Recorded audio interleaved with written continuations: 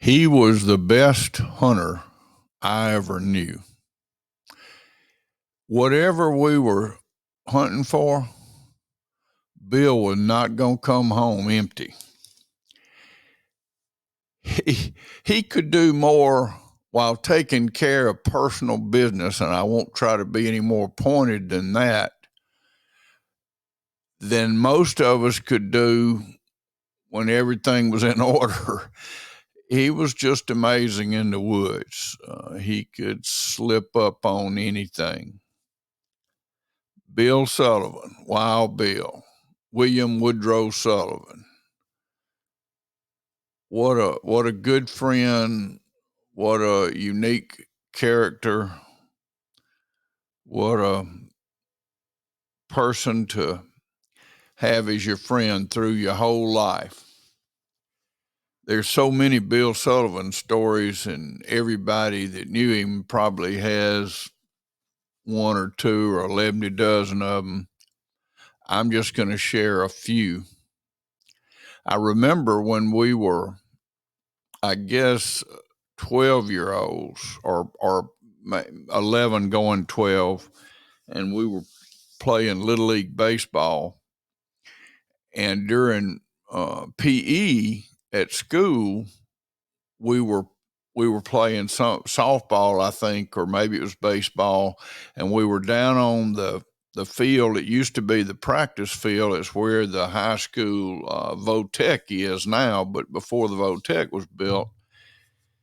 And Bill was running. Bill was left-handed and threw left-handed, and he was running for a fly ball, looking over his shoulder, and ran head on into one of those steel posts that were probably 7 feet tall, 6 or 7 feet tall, that held up a heavy duty cyclone fence around that practice field. I'm not talking about those little round aluminum posts. I'm talking about a cast iron, silver looking post, and he centered it with his head, and he had a terrible gash in his head, and blood was gushing out. And Percy Peeler came around the track, the old cinder track, in his, I believe it was an Oldsmobile. It was kind of yellow looking, and it was convertible, and picked him up and took him to the hospital. And I just believe it was that same night. If it wasn't, it was like the next night that he was a starting pitcher for the Meadville Cardinals against whoever we were playing that night. And to say that Bill was tough was to say that a hickory nut is hard. That's an understatement. As the old saying goes, he would fight a circle saw and didn't really need a reason. One of the hard parts of being Bill's good friend was if you said anything that backed him into a corner, you better get ready to fight, because he was going to come out swinging. He was unique that way, but you couldn't have a better friend. And I loved him, and most people that knew him loved him. Like me, he had his share of unique things, and he certainly allowed the liquor bottle to overwhelm him, but he kept going. He told me one time he was working for me pretty much towards the end of his life, and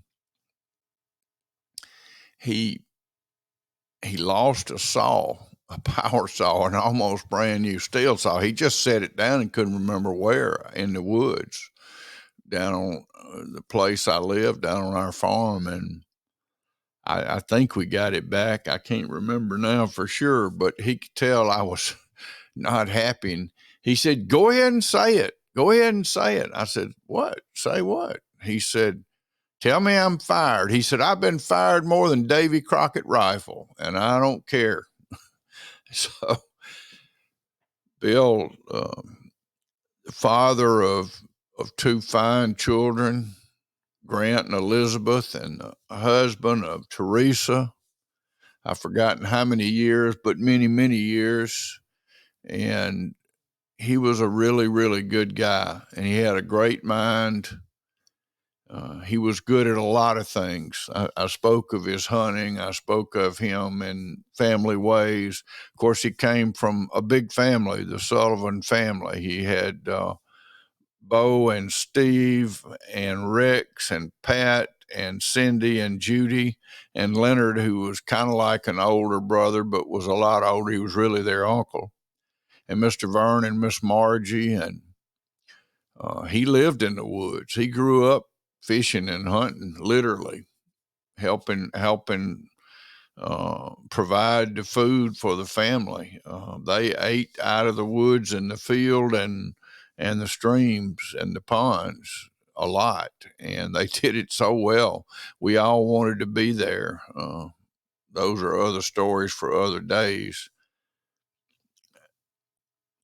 Bill was a good friend. I loved him, and I remember when I gave the eulogy at his funeral, you didn't see Bill anywhere in the last 2/3 of his life that he didn't have on a cowboy hat, and almost without exception, it would be a black felt cowboy hat.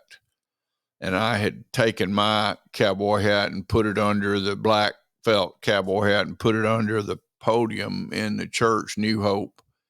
And when it was, and I actually had to drive to Texas as soon as I left the pulpit there. And when it was time for me to step down, I reached in and put on my hat and bid him farewell. Good farewell, my good friend, my fine friend, Bill Sullivan. If you didn't know him, it was your loss.